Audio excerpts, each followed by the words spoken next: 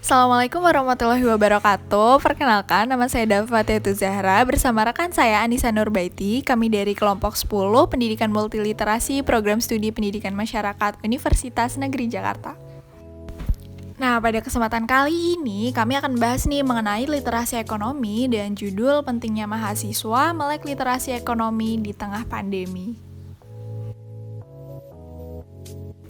Nah, apa aja sih yang bakal kita bahas di video kali ini? Yang pertama adalah pengertian literasi ekonomi, kemudian pentingnya memahami literasi ekonomi dalam kehidupan sehari-hari, kemudian apa aja sih yang harus mahasiswa lakukan berkaitan dengan literasi ekonomi, dan juga tips mengelola keuangan. Nah, pernah nggak teman-teman mengetahui atau mendengar nih mengenai istilah dari literasi ekonomi? Jika pernah, apa sih kegiatan ekonomi yang pernah teman-teman lakuin? Nah, sekarang ada nih contoh kegiatan ekonomi yang mungkin teman-teman sering lakuin. Yang pertama adalah menabung, kemudian investasi, kemudian jual beli, dan masih banyak kegiatan ekonomi yang teman-teman mungkin sering lakuin. Oke, sekarang kita akan mengulas nih mengenai pengertian apa itu literasi ekonomi. Kita masuk pada pengertian literasi ekonomi menurut para ahli. Yang pertama adalah menurut Pendian Beta Karya yang mengatakan bahwa melek ekonomi adalah kemampuan untuk menggunakan konsep ekonomi untuk membuat keputusan tentang penghasilan, tabungan, pengeluaran, dan masih banyak lainnya. Kemudian ada Organization for Economic Literacy yang mengatakan bahwa melek ekonomi itu tidak hanya pemahaman konsep dasar ekonomi dan fakta ekonomi, tetapi juga tentang kemampuan berpikir kritis yang mendukung cara berpikir ekonomi yang benar. Oke, jadi sebenarnya apa sih literasi ekonomi itu? Iya, benar. Literasi ekonomi merupakan kemampuan untuk menggunakan konsep dasar ekonomi dan cara berpikir kritis dalam pembuatan keputusan ekonomi. Lalu, apa pentingnya literasi ekonomi dalam kehidupan sehari-hari? Pentingnya literasi ekonomi. Kita sebagai agent of change, pasti kalian pernah mendengar bahwa selain menuntut ilmu, mahasiswa ini berperan sebagai agent of change, social control, moral force, dan iron stock. Nah, jadi kita ini punya peran atau punya tanggung jawab untuk bisa membawa perubahan baik terhadap diri, keluarga, masyarakat, hingga bangsa kita sendiri. Yang kedua adalah kalau bukan kita, siapa lagi? Seperti yang kita ketahui, sebuah perjuangan itu emang harus dimulai dari diri sendiri. Karena kalau kita nggak berpartisipasi, gimana dengan nasib bangsa ini? Nah, seperti yang kita ketahui, kita sekarang berada di tengah pandemi, di mana ekonomi sedang sulit-sulitnya. Jadi nggak bisa kalau kita hanya mempersoalkan kondisi ekonomi nasional, apalagi global.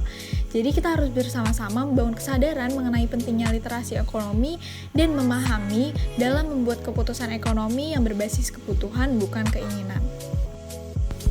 Lalu, sekarang apa sih hal-hal yang harus kita lakukan yang berkaitan dengan literasi ekonomi?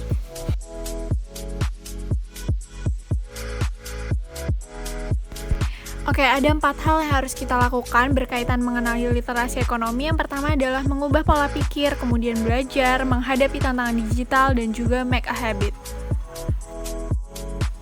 Oke, kita ulas satu-satu. Yang pertama adalah mengubah pola pikir. Jika awalnya kita berpikir hanya untuk profit atau keuntungan saja, maka kita harus mengubah nih mindset kita.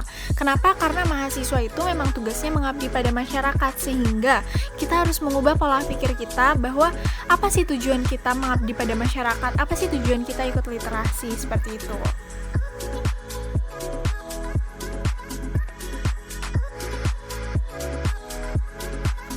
Yang kedua adalah belajar. Belajar itu apa? Belajar merupakan proses perubahan perilaku seseorang.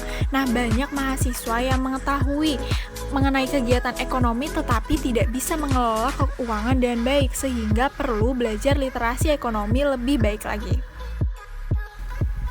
Yang ketiga adalah menghadapi tantangan digital. Seperti yang kita ketahui saat ini digitalisasi semakin berkembang dan sangat tinggi-tingginya. Nah, kita perlu nih untuk dapat menyesuaikan diri dengan zaman sekarang dan harus pandai mempergunakan fasilitas digitalisasi ini. Selanjutnya, dan yang keempat adalah make a habit. Yang make a habit yang dimaksud di sini adalah kita perlu menjadikan literasi ekonomi menjadi kebiasaan baik bagi diri kita dalam kehidupan sehari-hari nih. Oke, Oke, kita masuk ke tips mengelola keuangan di tengah pandemi. Oke, apa aja sih tips mengelola keuangan? Yang pertama kita harus fokus pada kebutuhan primer, kemudian hemat dan mencari barang pengganti, investasi untuk multiple source income, ajak orang produktif di rumah, dan perbanyak infak dan sedekah.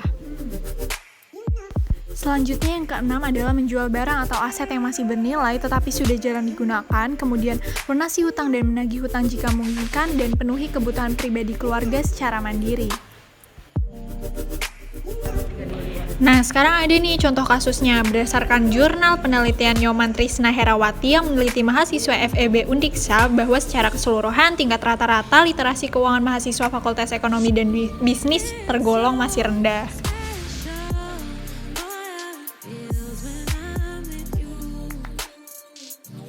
Nah, kesimpulan dari kasus berikut yaitu pertama, kontribusi pembelajaran di perguruan tinggi secara langsung signifikan terhadap perilaku keuangan mahasiswa. Kemudian, kontribusi literasi keuangan secara langsung terhadap perilaku keuangan, dan simultan pembelajaran di perguruan tinggi dan literasi keuangan berkontribusi secara signifikan terhadap perilaku keuangan. Nah, apa video kali ini bisa menambah pengetahuan teman-teman mengenai literasi ekonomi? Ada beberapa kesimpulan nih yang bisa saya sampaikan. Yang pertama, literasi ekonomi merupakan kemampuan untuk menggunakan konsep dasar ekonomi dan cara berpikir kritis dalam pembuatan keputusan ekonomi.